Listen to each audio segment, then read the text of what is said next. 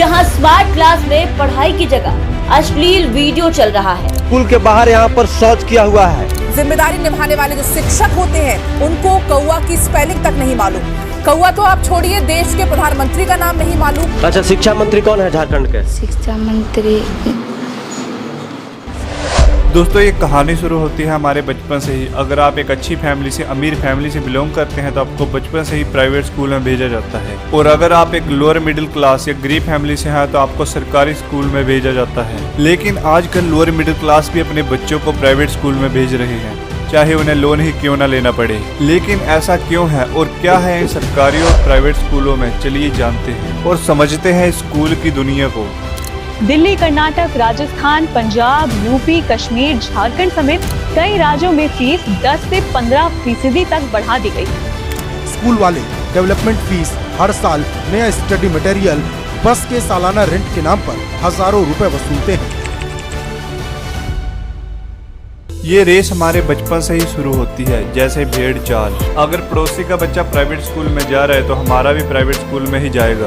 अगर आप सिटी में रहते हैं और आपका बच्चा सरकारी में जाएगा तो आपका स्टेटस लो हो जाता है। इसलिए अब गांव में भी लोग प्राइवेट स्कूल को ही ज्यादा अहमियत देते हैं। प्राइवेट स्कूलों में पैसे तो ज्यादा लेते ही हैं, साथ में किताबें, ड्रेस, शूज, टाई, बेल्ट, सभी चीजें आपको स्कूल से ही लेनी पड़ती है। प्राइवेट स्कूल वाले कोई मौका नहीं छोड़ते हैं पेरेंट्स को लूटने का। कुछ टाइम बाद ड्रेस का कलर चेंज कर देंगे तो लूटेंगे, एनुअल फंक्शन के नाम पर लूटेंगे, मेंटेनेंस के नाम पर लूटेंगे। और अगर बच्चे को टीचर का मन जीतना है, मॉनिटर बनना है, तो आपको टीचर का चमचा बन के रहना पड़ेगा। अब पेरेंट्स अपने बच्चों को ज्यादा से ज्यादा 10th तक पढ़ाते हैं, इसके बाद सरकारी में डाल देते हैं। अब बच्चा सरकारी में जाता है तो वो सरकारी स्कूल के बच्चों के साथ एडजस्ट होने में काफी टाइम ले लेता है। लेकिन ऐसा क्यों है, अब समझते हैं इन सरकारी स्कूलों। जो बच्चा पहले से ही सरकारी स्कूल में पढ़ रहा है उसमें discipline, manners, sensitive behaviour, emotions ये सब होते ही नहीं। सरकारी स्कूल का बच्चा शुरू से ही एक अलग माहौल में बड़ा होता है। स्कूल में डिसिप्लिन तो सिखाया जाता है पर बच्चे सीखते नहीं,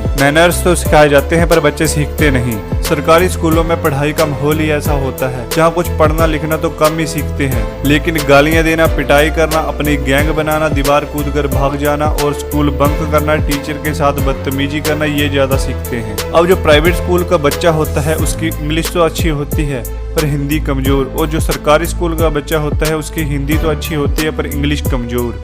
इंग्लिश आती है ना मुझे? इंग्लिश आती है? घंटा आती है इंग्लिश। कब आई इंग्लिश तुझे? जरा बोल के दिखाइए कुछ इंग्लिश में। क्यों नहीं आती? I am 19 years old, I am in 10th class. इतनी खतरनाक इंग्लिश कैसे आ गई तुझे? मुझे भी सिखा, कौन से ट्यूशन जाता तू? अब प्राइवेट स्कूल वाले बच्चे को सरकारी स्कूल की संगत मिलती है तो फिर संगत का असर तो होता ही है। अब 9th तक कोई बोर्ड एग्जाम नहीं होते, इसलिए बच्चों को पास या फेल होने का डर नहीं होता। अब बारी आती है 10th की। अब 10th के एग्जाम आते हैं तो टीचर्स के ऊपर बढ़ जाता है प्रेशर कि इस बार रिजल्ट अच्छा नहीं आया तो स्कूल की बदनामी होगी। बदनामी के चक्कर में टीचर्स करवा देते हैं नकल। अब जैसे तैसे 10th तो निकल जाती है, अब बारी आ जाती है 11th की। अब ये सरकारी स्कूल के बच्चे, इनको पता ही नहीं होता हमें सब्जेक्ट कौन सा लेना है, क्योंकि ना किसी ने बताया होता है और ना कोई बताने वाला होता है। अब पेरेंट्स को इस बारे में कुछ पता नहीं होता, इसलिए रिश्तेदारों के फोन आ जाते हैं, कितने नंबर आए हैं, कौन सा सब्जेक्ट लेने वाला है। उनसे अपने बच्चे तो संभाले नहीं जाते लेकिन दूसरों के पीछे पहले ही पड़ जाते हैं। पेरेंट्स और बच्चा तय नहीं करते कि वो कौन सा सब्जेक्ट लेने वाला है, ये तय करते हैं रिश्तेदार या पड़ोसी। अब पेरेंट्स अपने बच्चों के पीछे पड़ जाते कि उनके बच्चे नॉन मेडिकल रखा है तो तूने भी नॉन मेडिकल ही लेना है। 33 in science. So, what stream do you want to take? Commerce. कुछ नहीं हो सकता तुम्हारा।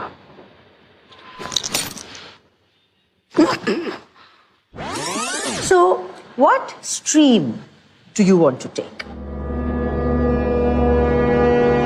आर्ट्स। कुछ नहीं हो सकता तुम्हारा।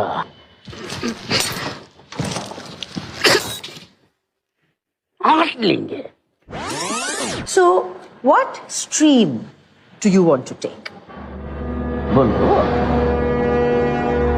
साइंस। शाबाश। फिर वही भेड़ चाल वाली बात। अब जैसे तैसे पहुंच जाते हैं 12th में। 12th के एग्जाम के टाइम टीचर्स फायदा उठाते हैं। जो उनके पास ट्यूशन लेगा उनको ही अच्छे नंबर देंगे असाइनमेंट में, और फिर वही टीचर्स के ऊपर प्रेशर और नकल के सहारे पास। अब इनकी स्कूल लाइफ खत्म होती है और सेकंड स्टेज शुरू।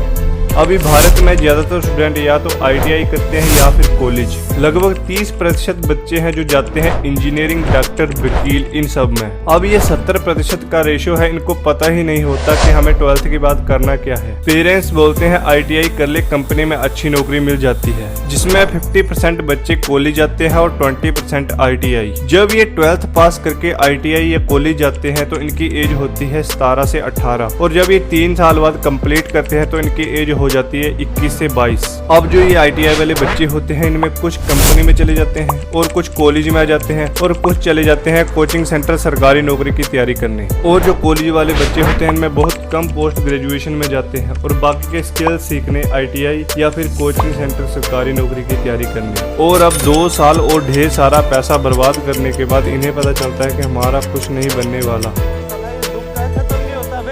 अब आती है 3rd एंड फाइनल स्टेज, जिसमें घर वालों का प्रेशर आता है कि निकलो अब पैसे कमाओ, जिसमें ज्यादातर स्टूडेंट कंपनी में चले जाते हैं या फिर दिहाड़ी मजदूरी या पापा का कोई बिजनेस या फिर शॉप शुरू कर देते हैं। इस तरह खत्म हो जाती है स्टूडेंट की जिंदगी। लेकिन ये प्रॉब्लम कहाँ आती है कि लोगों को पता ही नहीं होता कि हमारे लिए सही करियर ऑप्शन क्या है, कि लोग वही गिने चुने 4-5 करियर ऑप्शन के पीछे भाग रहे हैं। लेकिन जब बात आती है इंडियन एजुकेशन सिस्टम की, तो यह स्कूल में पढ़ाए जाने वाले तरीकों, एग्जामिनेशन की सिस्टम, टीचर से कई ज्यादा बड़ी है। ये प्रॉब्लम इकोसिस्टम की पूरे इन्वायरमेंट की है, क्योंकि ज्यादातर बच्चे अपने पेरेंट का फोन या अपना खुद का फोन यूज करते हैं, जिसमें एवरीडे 5 घंटे से ज्यादा टाइम फोन पर बिताते हैं, जिसमें देखी जाने वाली चीजें यूट्यूब, इंस्टाग्राम, फेसबुक, ये मास मीडिया यहाँ पर एक बड़ा इम्पैक्ट डालते हैं। यूट्यूब पर लोग वही देखते हैं जो वो देखना चाहते हैं, और यूट्यूब का एल्गोरिथम इस तरीके से डिजाइन होता है कि जो आप देख रहे होते हैं यूट्यूब उससे रिलेटेड वीडियोस को ही दिखाता है। इंस्टाग्राम पर लोग सबसे ज्यादा टाइम स्पेंड करते हैं,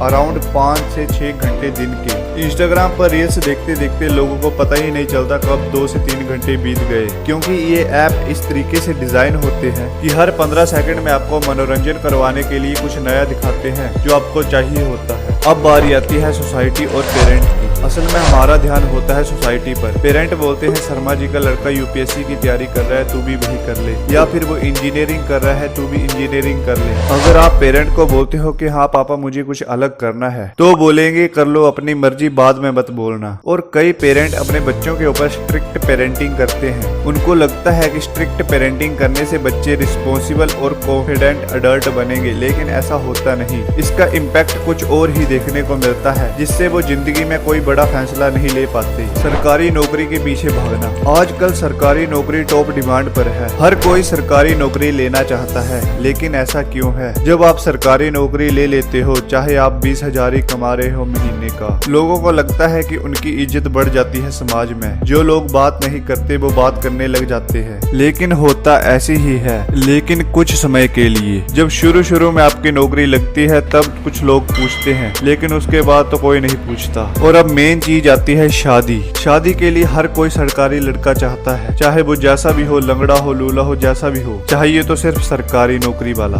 फिर वो हिमाचल में 1 साल ओले पड़ गए, पूरी फसल बर्बाद हो गई, सड़क पे आ गया। ये बिजनेस में कोई भरोसा नहीं है। समोसा नीचे रखिए और जाइए। मैं सॉफ्टवेयर इंजीनियर हूँ एक MNC कंपनी में, बस अभी प्रमोशन हुआ है। भाई प्रमोशन तो अपने अग्रवाल साहब के लड़के का भी हुआ था। क्या नाम था उसका? पराग बना था ना ट्विटर का CEO, खरीद लिया इलोन भाई ने। अरे भाई कंपनी कितनी भी बड़ी हो जाए, प्राइवेट कंपनी में जॉब का कोई भरोसा नहीं होता, कोई गारंटी नहीं है। आप हमें माफ कीजिए, सॉरी। आपकी तारीफ जी कीजिए। अरे भाई करते क्या हो? जी प्यून हूँ। अब एक प्यून से शादी करूंगी क्या मैं पापा? छोटी बच्ची हो क्या? सरकारी प्यून हूँ। जी इतने दिन से कहाँ थे आप? माला, अरे शांति सुनती हो? तुम्हारी आखिरी इच्छा पूरी हो गई। हमारी छुटकी के लिए सरकारी नौकरी वाला दामाद मिला है।